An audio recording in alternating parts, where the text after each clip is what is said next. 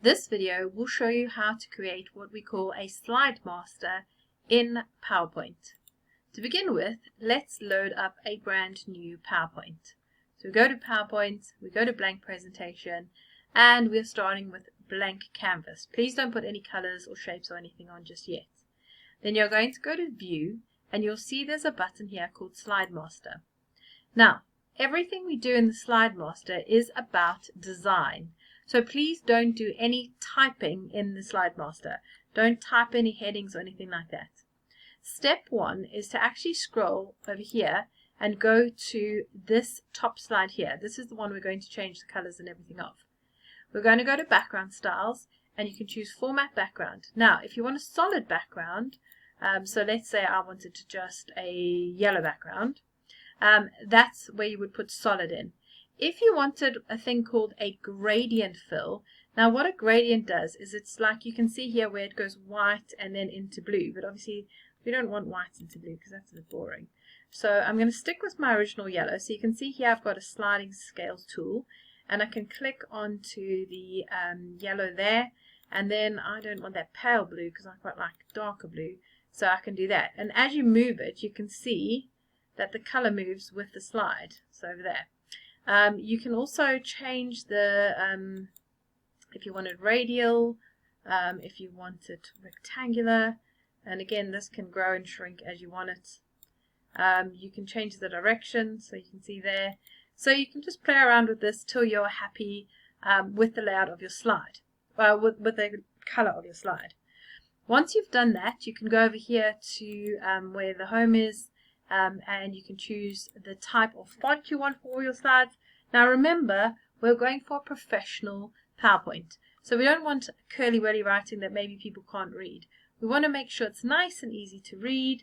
I'm going to be a little bit boring and just choose Arial Black. It is one of my favorite fonts. And then because I've used Arial, I'm going to use, well, I used Arial Black for my headings. I'm going to stick with plain Arial for my font. Now, here's a little tool you might not have seen before. If you want to make the heading bigger, you can click on this A here, and that will make the heading bigger. Alright, don't worry.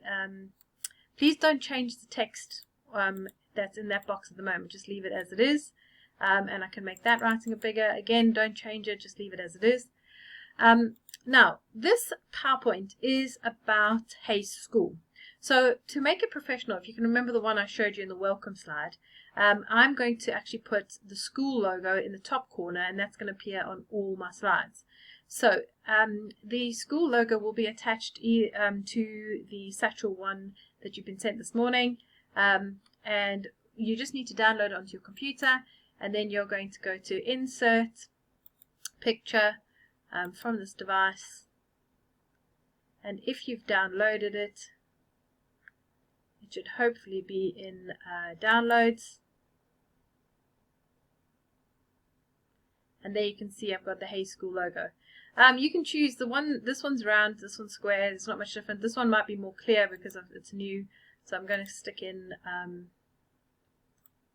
Hayes School logo over there. And you might find that when you do that, you actually don't particularly like the colouring that you've chosen, so you might want to go back and change the colours. Because I don't really like that yellow now, I think it doesn't really suit. You can use the eyedropper tool, and that will actually pick up that blue, and then you can see it's much nicer. Maybe just make sure as well, you see when your teacher does a slide goes through the PowerPoint with you, don't have dark writing on a dark background. Okay, so just make sure you can read your writing.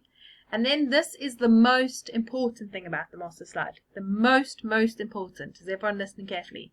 You need to then click Close the Master Slide. Everyone, close the Master Slide. Because what that will do is it will take you back to your original presentation. If you type in the Master Slide, when you close the Master Slide, everything will go. Well, it will still be in the Master Slide, but it won't be on here.